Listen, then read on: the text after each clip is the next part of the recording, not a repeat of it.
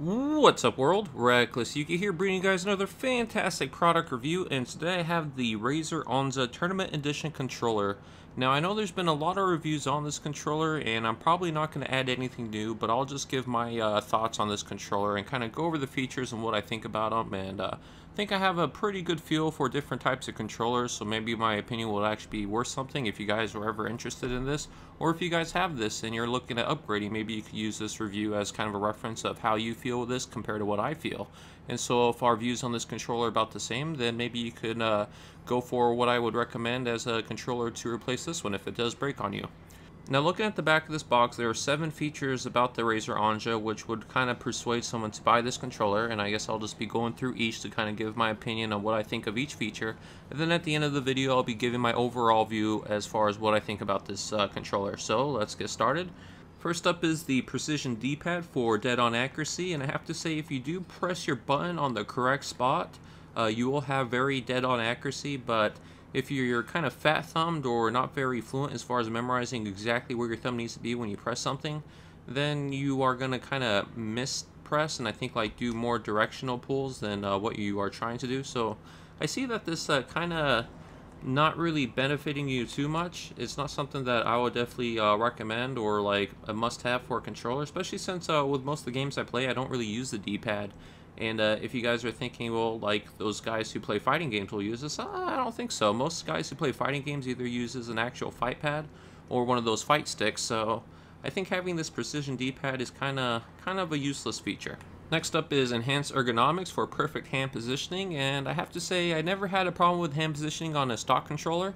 But definitely the feel of the Razer Onza is something different, and it is pretty nice, kind of refreshing as far as when you put it in your hand you notice that difference. So it might kind of fool with you thinking that it's a better fit, but for me, I'm not too sold on it, but it's pretty much up to every individual person what they feel. So I'll consider this a pro for Razer, giving us something a little different from the everyday controller. Next up is the rubberized surface, providing superior grip, and I have to say it does feel very superior towards the stock shell of a controller, but it's not really anything as far as a better benefit than a scuff or maybe even squid grips if that's the way you choose. So this is kind of just something up to personal preference, but as far as rating this against a regular stock controller, this is definitely a plus. Next up is a 15-foot long braided cable for optimal reach, and I have to say it's pretty nice. It's a very nice sturdy cable. I have no complaints with it. It feels very solid, and the extra 5 feet is definitely there. If you ever had a problem with 10 feet of a stock wire controller, well, this is definitely a solution for you. But so that's definitely a plus over a stock controller. Next up is the 2 fully programmable multifunction buttons for maximum customizability. Now, having the ability to have 2 extra buttons to be programmed to whatever you want on your controller for the most part is an awesome idea. Like, I have to do a real big shout out to Razer for bringing this feature, but I have to say that's the only kind of plus of this. Like, as far as the programmability of these, like definitely a 1-up on scuff, but that's about as far as the benefits of having these 2 extra buttons go. I think the position of these buttons are a big negative. I feel when I'm trying to use these buttons to either jump or knife, like how I have it set up in the scuff controller, I always kind of misplace my index finger and kind of randomly hit the grenade or my tactical button. So the position of these aren't very, I guess, well thought of. I mean, I'm sure they put a lot of thought when they try to figure out where to put these extra buttons, but I feel that placing them in front of the actual shoulder buttons is kind of a fail. Having to stretch that distance with your index finger is just kind of a inconvenience, and it's not very quick acting as a scuff controller is, so I feel that it's not a huge benefit. I think maybe like taking your thumb off of the analog stick to do the either A or B button is definitely a quicker reaction than taking your index finger and stretching it all the way over to actually hit that button. As far as programming these buttons, you can program them to almost any button on the controller except for the home key, and the ones that will give you limitations is the triggers, the actual shoulder buttons, and the analog sticks. So you can't cross those. Let's say you want to do the left adjustable shoulder button to either the right trigger, the right shoulder, or the right analog stick. You can't do that. You can only adjust the left adjustable shoulder button to the actual left button or the left trigger or left analog stick. So you can't cross them like that, so that's kind of a downer, but overall this gives you way more flexibility than a scuff controller.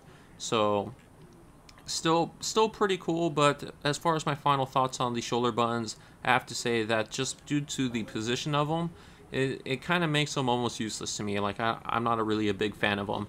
Really big fan of being free and able to do whatever I want with them, but not fan of actually using them. So that's my final thought on them. Now, one of the main reasons someone would buy this controller is the adjustable resistant analog sticks for optimal precision.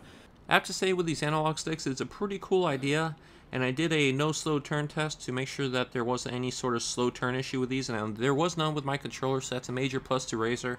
Really good looking out there, and the adjustability of these sticks, I have to say, is a real cool idea, but that's about it as far as the coolness of these. Like, it kind of depends on personal preference if you really need these. Now, if you're playing with a regular analog stick on a regular controller and you feel that you jerk it around too much or you always overcompensate, then maybe getting one of these controllers would be beneficial. To me, I don't really like this because I feel that if you try and crank it up to feel the increased sensitivity, when you kind of like are at the top or where the analog stick is at neutral and you kind of turn it to the right or the left, you'll notice that if you crank it down with a higher tension, the initial tension is not changed. Like, it's still kind of loose on the top, but then in order to go to like hard left or hard right, you really have to put a lot of effort to push that over. So it's not an equal amount of tension it's putting. It's like kind of like changing how much extra tension you're required in order to put the trigger all the way to the right or the left. So this could be either beneficial or negative depending on what kind of play style you have. So if you always find yourself overcompensating for aiming and stuff, and you need something that will kind of give you a little bit more resistance, so you know that if you only want to move this fast, you just put this amount of force on the analog stick, but if you want to turn hard, then you really have to jerk it. So it's pretty much just personal preference. So for me, I don't like it. I like having an even amount of control. I don't like it to be changing on me. So I'm going to have to say that I do not like this. Now, once you adjust the knobs to about halfway to get about medium resistance, you can fit a control freak on the top of this, and you can use these with a control freak. So I found that was really cool, and I have to say I did like that, but just the fact that the resistance was not even throughout the throw of the analog stick, overall I didn't really like it. I felt it was kind of too unnecessary. And as far as like for me reading other reviews and watching other reviews, there have been a lot of complaints about these analog sticks eventually breaking after about maybe 6 months to a year. So I mean, realistically, that's a really good kind of, I guess, lifespan, especially if you're like playing with this real hard. But for me, I have to say that I'll just stick with a regular controller, or better yet, I'm just going to stick with my SCUF controller. Now, last but definitely least are the Backlit Hyper Response Action Buttons and their faster actuation and crisp tactical feedback. So the buttons, they light up, which is cool, you know, whatever. But the actual feel and throw of the buttons is way less, like it's about half as much throw as it takes as a regular stock controller. So the idea of like having these quick acting buttons is pretty cool. Like I don't know, it's something different. It's something that might give you a slight, very minute, tiny edge over your competition. But it's nothing that's going to make or break you in a game, and it's just something for a personal preference. The click of it feels decent, sounds decent. It's a lot easier to press than a regular controller. Now, I say a lot because it's slightly noticeable than pressing the stock button. So, I don't know. Like, this I guess, is definitely, like, maybe a benefit. But to me, it doesn't matter. It's just something else that doesn't really interest me very much. And as far as these buttons being, you know, backlit and lighting up, well, that's just kind of annoyance. I don't really like having my controller light up in the dark when I'm trying to play a game. And even when like the light's out, it's I don't really care to have a fancy lit up controller. One thing I forgot to talk about that's not advertised on the box is these triggers, which have these huge lip here to make sure, I guess, if you're like reaching over to do one of your optional buttons and you try and shoot real quick, you don't, like, you know, overthrow and miss your trigger. So like it'll definitely catch your finger as you're like throwing it over there to shoot. But the feel of the triggers, like, they feel a little bit less than a regular stock controllers. And I have to say, like, they kind of feel mushy, so when I'm trying to, like, rapidly press them to spam fire, like, let's say I'm using a semi-automatic or a burst fire weapon, there's been times I was, like, tapping the trigger, trying to handle it like my SCUF, and I was misfiring a lot. That was causing me to die a lot of head-to-head engagements. So, overall, I don't like the triggers. And even if you, let's say, like, I always play with a trigger stop. I love trigger stops. And if you want to make a trigger stop out of these, you have to cut off this huge lip here. And then that will pretty much shorten to the trigger to the point where I don't think it'll be very usable. So as far as trying to make trigger stops out of these, like, the lip hinders you, but it's necessary to stay there in order to actually catch it with your finger. So overall, I hate these triggers. After it got me killed a couple head-to-head engagements, I just got kind of frustrated with these triggers. So I have to say these are definitely a negative. And even the throw of the triggers are not shorter by any means. They're the same length. So I don't like this. I don't like the triggers. So for being only $40 for this controller, if you've never played with a scuff or never had any sort of other aftermarket controller, if all you knew was the stock Xbox controller, I have to say it's pretty neat. I mean, like, the features of it, like, Razer definitely put a lot of thought when they made this controller.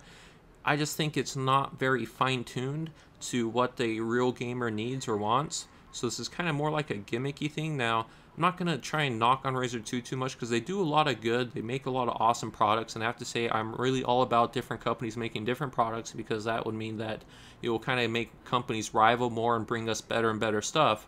So really good on Razer for trying to get into the console gaming market, but I really wish they put more thought or maybe adjust the things that I talked about on this controller to make it more, I guess, gamer friendly.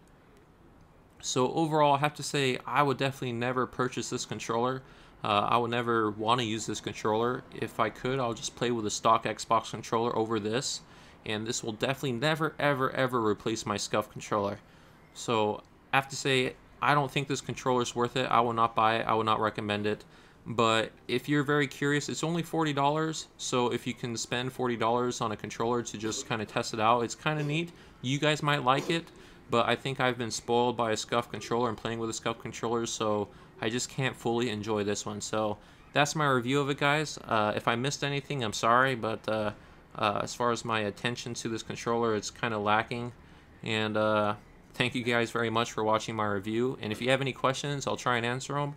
But thank you for watching. Have a pleasant day.